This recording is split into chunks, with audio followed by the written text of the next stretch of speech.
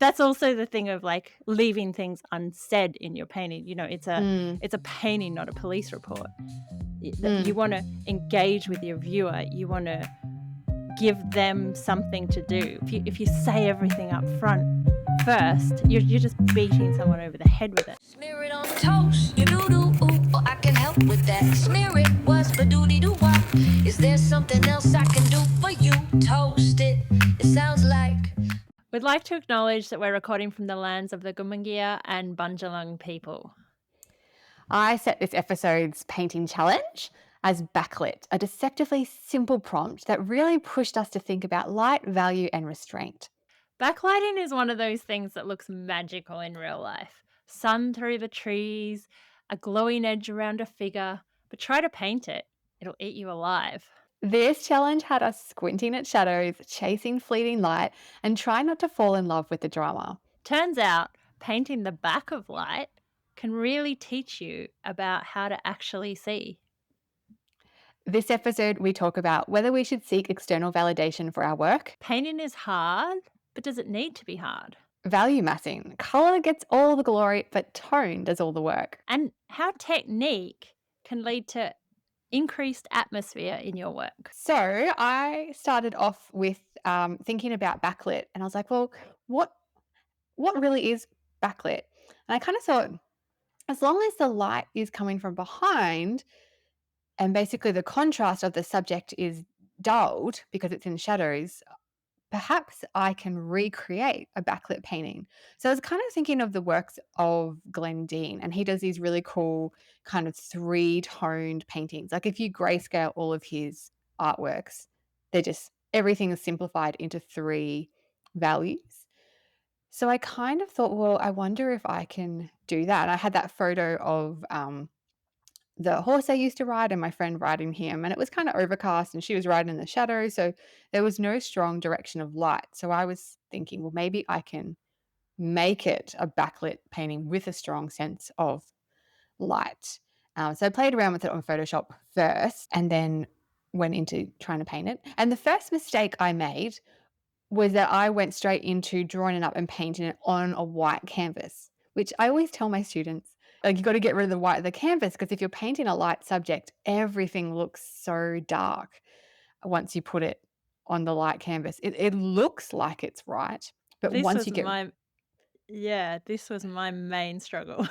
yeah, it's so but sometimes you want to leave the white of the canvas showing through because your paint is transparent and you want the light to bounce through the colors, hit the white background and kind of really make them look translucent and even brighter than they actually are. You want that light to come through. So I think that's how I rationaled it in my head, but yeah, I ended up having to repaint it lighter 3 times, I think, because I didn't tone my canvas and get rid of the white of the canvas.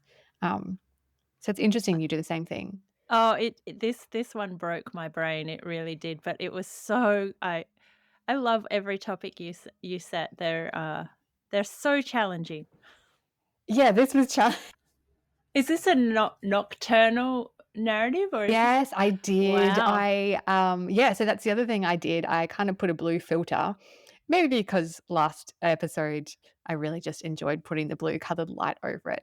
But also, I'm painting a horse, a rider and a horse, and there's just something to be said about riding at night. If you and your horse have such a bond that you can trust it riding at night in the darkness, I think that's a really wonderful thing. So I kind of wanted to convey this idea of this solo rider and her horse. There's no one else around, and they've got so much trust and bond together that they're riding at night.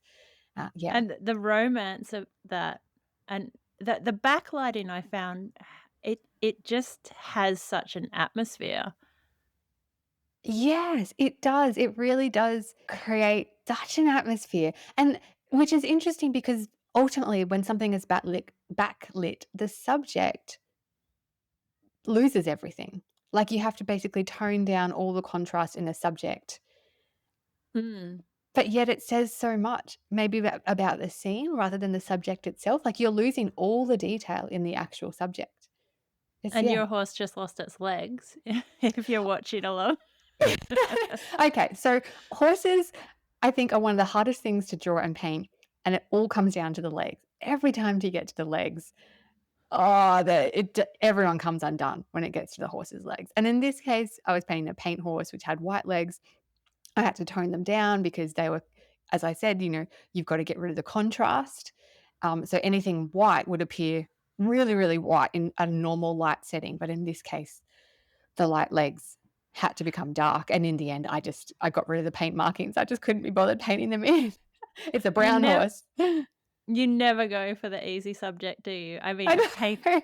a paint horse, to describe a paint horse, is a horse with blotches of different colors. So how to make that form look three-dimensional without the modeling of value, plus the fact that it has white legs and a brown body, is Yes. so hard. And super hard to photograph too, because the camera's just freaking out about the high contrast. It's just the white patches on the dark fur as well. Like there's just the white is bouncing that light, reflecting it back into the camera lens, but then the dark is just kind of absorbing all the colors. Oh, it's really, really hard. So, yeah. And hence why you should always be wary of a photograph. The camera Yeah. lies. Oh, A lies so much. and our eyes lie as well, in that w a camera is somewhat modeled on the human eye, and in that if you focus on one area, other areas, uh, become blurry or less important. Yes. Um, but the camera has this real mechanical way of recording that information, where it will choose something of importance that may not be the importance that you're wanting to choose. So, yeah, Yes. I don't think I hate that whole thing where people are like, "Oh, you painted from a photograph, therefore it's not art." And that's just a redundant kind of argument these days, I think. Yeah. But understanding how the camera acts, um, I think is really valuable if you're going to be working from photographs. Yes, and I think painting from life at some stage, you don't always have to paint from life, but it just helps you to understand that experience is very different. It helps to show up the differences from painting from a photo, It and painting from life. Yeah, exactly, and it gives you, instead of someone telling you, you experience how that acts on a very physical level. Yes, definitely. Yeah. Yeah, and same for what I was saying about the different, condensing an image into 3 tones, like what I'm trying to do here, similar to a Glendine painting. I think that's equally as important to understand too, that the tones that you're seeing, you can adjust them and that you can change them to tell your narrative in your work. I think Tiffany Mang talks about this a fair bit in some of her content about just doing little studies, little thumbnail, tonal grayscale studies of what's a shadow, what's a light, and what's a mid-tone, and can keep all your lights light, keep all your shadows shadow, and even a highlight within your shadow should still stay in those lower tones. Does that make sense, Oh, what I'm saying? absolutely. Yeah. That's one of my biggest, like, I've said it before, but in my foundation course, that's this is the best thing I can teach someone, and often they're not ready to understand it, and I don't use the words mid-tone because I find them really confusing. It's either in the Ah. dark or it's in the light.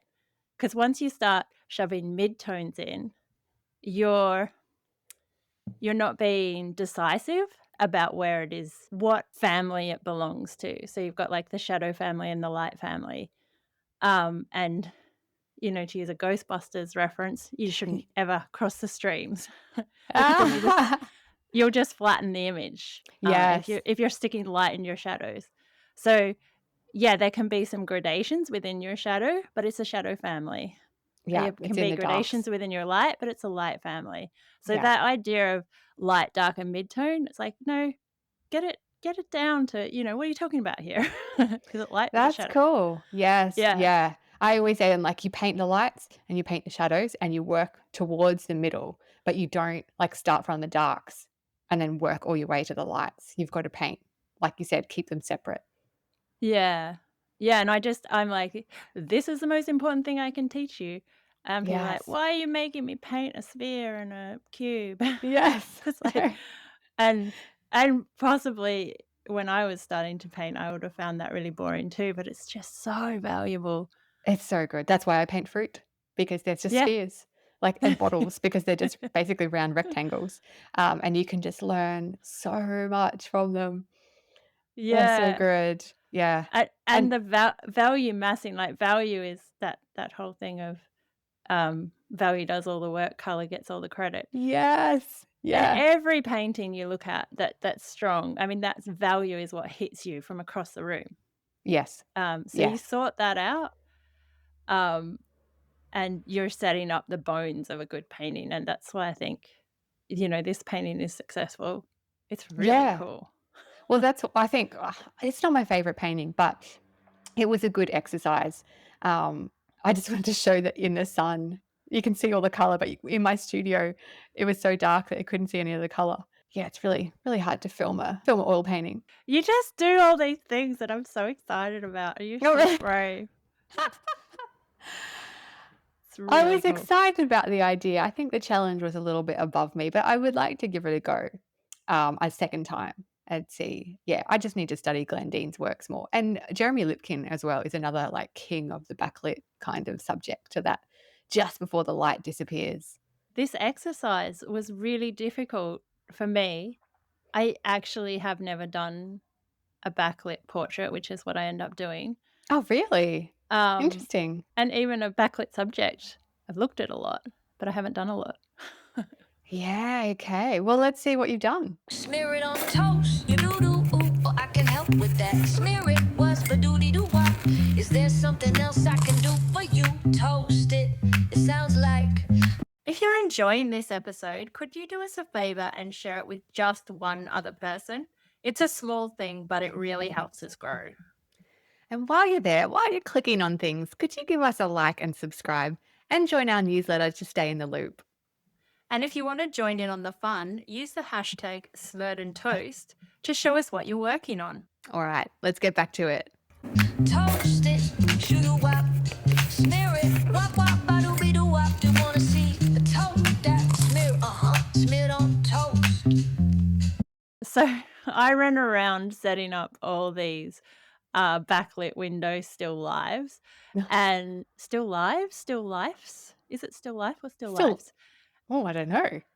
Anyway, so on the day that you and I decided to do this, of course, there was an apocalyptic storm again, and it has been suggested that perhaps we are some sort of weather goddesses, or is there? It was suggested by my friend Sarah Locks, who was like, "Is there any connection by your YouTube series and apocalyptic weather events?" Well, we'll Which see what happens with this one because so far it's been pretty good, but you never know. But when we were painting, we had these huge storm and floods, and there was no backlighting to be found. So there was glimpses of sunlight, and I thought, come on, let's do some paint from life and inspired still lifes. It just didn't happen. So I was thinking back to this recent landscape painting that I call it a landscape. It's a landscape through a window. So there's objects in front of the landscape, and it's all about how a landscape is not sort of something that you look upon, but it's something you live within and collect from. And, you bring parts of the landscape inside and you grow plants, blah, blah, blah. So I thought it back to this landscape painting and how much I enjoyed painting the pots and the jug. And it was about that compression of values that you were talking about and keeping those values really close together. I really enjoyed it. And sure, the light through leaves, which is what I was trying to set up in my little still lifes. The light through leaves, it's so brilliant and beautiful, and that sort of glowing edges that you get. But I was like, no, you know what? I'm gonna go in the mud here, and maybe because it was dark and stormy and people were being flooded, and it was a dark time when I was painting this for my community and the community of Taree. Um, I want to just really dive into those compressed values, and we were talking about that value of restrictions and how they really help us sink our conceptual or technical teeth into a painting. And thinking back to Mirandi, who just painted the one thing over and over, I'm like, okay, stick to portraits. This is what I'm doing. And even then, I'm like, okay, you can go for that beautiful glowing ear or that halo of light. But this subject just kept popping its head up because I have a whole file of portraits I want to paint. And this one just kept coming up because it didn't have any of that.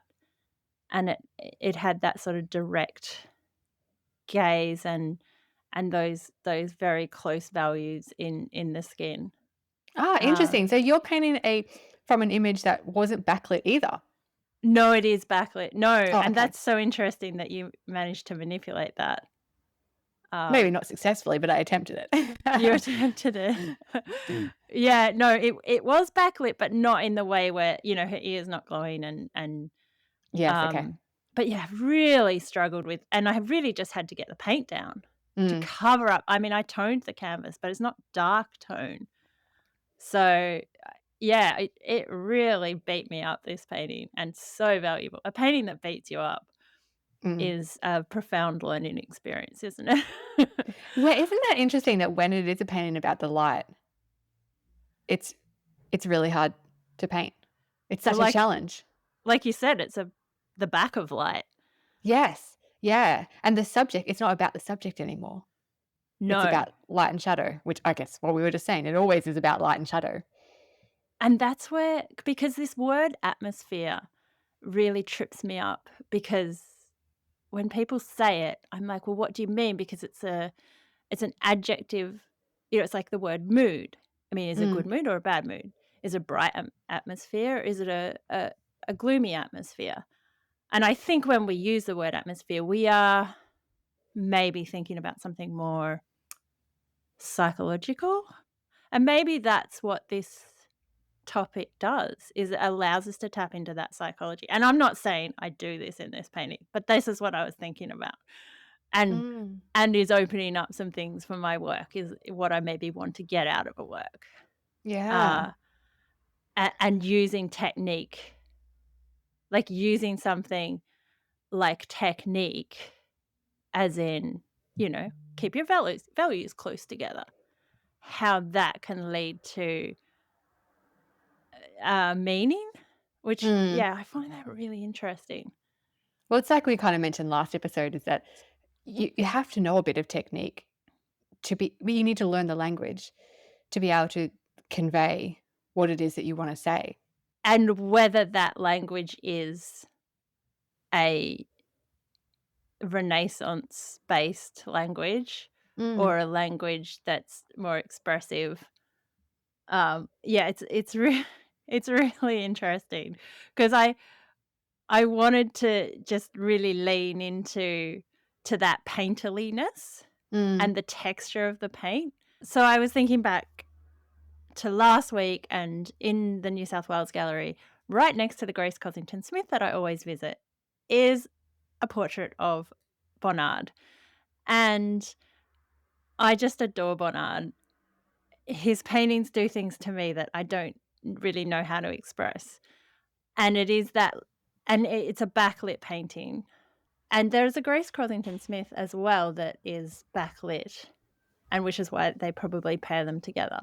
Mm. In terms of that kind of post-impressionist application of paint. And so I was thinking about that, and thinking about just that broken color, and just trying to be a little bit more gritty with my paint, and even maybe losing the features. And so, yeah, I was really interested in playing with that, and to give that real thickness of paint and the broken color and layering it up, which I maybe don't achieve in this painting, but it was That's in really useful to so go for it. that's interesting that you say that because I feel like your painting is so painterly and so broken color that it's Yeah, interesting that you feel it's gonna be more. more. Yeah. Well, It's not a bad thing. thinking about Anne Gale paintings, I mean, like, Mm, how far can mm, you push that idea? And I think it's so really good. wonderful to take those ideas and run with them, Yes. Yeah. you know? I think So I that's had what all we do with art, right? Is just having ideas and then, like, how far can you push it? Like, I'm really yeah, thinking about, in my work at the moment, minimal strokes. Like, how few strokes can I do to convey that this is an orange or that this is a teacup? How pared back can I be? I think eventually you end up just doing a dot on a canvas, and then all of a sudden, those dots on canvases or those canvases that are just one color make sense. they do, and this is the birth of abstract art. Yes. This is Yeah. people going, "All I'm doing is putting down shapes of color, so why do I need the form? Why do Mm, I need the motif?" yeah. Oh, And it's and just where you are along that journey. I think it's always moving. Like, once you've achieved, I can make a form look like a form. Then you progress on to, well, how can I make it not look like a form? And then how little do I have to say for it to still read as a form? And eventually it's like, I don't even need the form, exactly like you said. yeah, and it's really interesting. There's actually a lecture series by Professor I'm probably butchering his name. I think it's Ramachandran. It's a BBC Reith lectures or something. Anyway, he talks about the neurology of art on the brain, and the section he does on abstract art is really cool because these scientists got a basket of newborn chicks, like bird chicks, and showed them a beak. So not the mother's beak, but a construction of a beak. And they put the beak in the nest and the chicks went crazy. Then they took a stick and painted it red like a beak. And the chicks went even more crazy. And the more they reduced the form down to just a color and like a red stick with a stripe, they responded to it more than they responded to the modeled beak. And I think Interesting. and his proposition is this is what's happening with us with abstract art, is it's like it's more than a beak. It's and the little neurons in our brain, because the neurologists get really excited about that. And Yes. that's also the thing of, like, leaving things unsaid in your painting. You know, Mm, it's a painting, not a police report. You mm, wanna engage with your viewer. You wanna give them something to do. We love to solve puzzles. You know, we get little mm. dopamine hits. And so if you say everything up front first, you're just beating someone over the head with it. Again, making Ah, it high. Yeah. that's a really cool concept. Sorry, I cut you off there, but I love that because in my painting, I'm like, I just want to solve the puzzles. Like, you set yourself up restrictions to make a puzzle, but I've never thought about it that way. I'm giving the viewer the puzzle. Give the viewer the And puzzle. if you just give them hyperrealism, Yeah. there's no puzzle necessarily for them to solve in it. Or maybe there still Yeah. is because of your subject or whatever you're saying. But yeah, Yeah. my viewer of the work Yeah. has the puzzle. They've got to Yeah. use their eye to read into the rest of it. And yeah, It's a this is beautiful. conversation. It's a Yeah. and look, photographing, it's weird. And I had to do I had to do a redraw uh and yeah, really look at that Bonnard and well, that brings me to I was looking at Bonnard when I did a redraw and I'm like, why is this painting not working? And it is. I don't think I compress the values enough. There's a bit. Oh, I think you That's did. I think you definitely did. It's changed a lot from where you started, but you get that sense of the backlit, absolutely. And you know what it makes me want to see what is behind. It's not just, oh, there's interesting. light behind, but it makes you really, like, wanna go, "Where is she? What's" yeah, like, is she in an office scenario? Is she I think she's in an internal room, but yeah, it's because there's somewhat fuzzy forms that you could read into it. Again, this is the puzzle that I'm solving looking at your piece. And so good, but I'm like, "Okay, where is she?" Oh, Yeah. that makes me so happy, and I don't think this is hugely successful, but for me, the biggest compliment to give me about my work, and and why I love doing figurative work and multi-figure works is like, what are they doing? That's Yes. all I wanna set up, and I'm really influenced by Hockney's early figures like that just stick 2 figures together and you have a story. But if I Yeah. can when I'm looking for a portrait, I'm looking to make you ask that question. Well, I just did, so this is a very successful painting because it I'm so absolutely happy. it absolutely makes me want to come up with a story in my head, create that backstory. And going back to that function of technique, that that only came from the fact that there are these very geometric windows because it's backlit, so she's in front of a window, and it's shot that they're on a slant, uh, and so that set up these diagonals, and shout out to my friend Charles Bell, who always says, "Oh, you're in love with diagonals, like, there's no painting that I create without a diagonal," and I'm fighting against it all the time, Charles, all the time. No, It's don't one fight against the diagonals. They're the best fit. No, but Ah. I'm always talking to people through my paintings, so I'm like, I'm gonna make a Mondrian one day, just verticals, just to prove to Charles that I can do it, but I can't. Anyway, it had all these diagonals, but they were very strong and they really pull. You see me put through the timelines. You see me put them in, take them out, put them in, take them out. Anyway, so that's the result. That's all. I think that's like square paintings. Like square paintings are so hard because you need that contrast or that balance. That's just a little bit off. You need big shapes versus little shapes. You need quiet space versus busy space in a painting to make it kind of dynamic.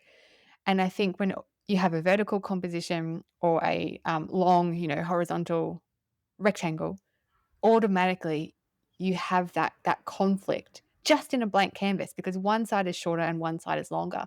But when we start with a square canvas, you're starting with those even sides. I feel like automatically you're on the back foot. How do you put that dynamic conflict within That's it? so funny because because of that, and because I started my painting career with, this sort of conceptual bent, the idea of having so it's either portrait or landscape, that's how we describe a vertical canvas versus a long ways Yes. canvas, and so I wanted to get away from that preconceived like, those preconceptions. And which is why I love doing landscapes in portrait. And Yes. I haven't done too many, but there's my next challenge is a portraits in landscape. I love Mm. messing with these ideas. Anyway, so I have so many square canvases. I started with square canvases because it didn't have that. Yeah, I started with square canvases and then I quickly dropped them because I was like, Oh, well, these are way too hard. aren't they hideous? I have So a whole hard. bunch kicking around because they're leftover from, yeah, failed paintings. Yeah, Uh it's really hard to not just put something smack bang in the middle of a square canvas.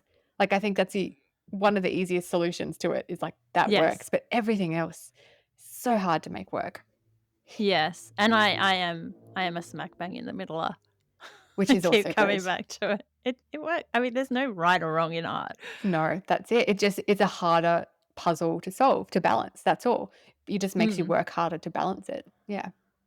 Yeah, and just, dealing with the edge and, yeah, I I went back to and that actually ties into that whole thing about the glowing edges, the glowing ear, and and going for something beyond the easy wow, because the Mm. easy wow, it takes away from the rest of the painting, it takes away from the journey. It makes people stop there maybe, and I hate Yes. that.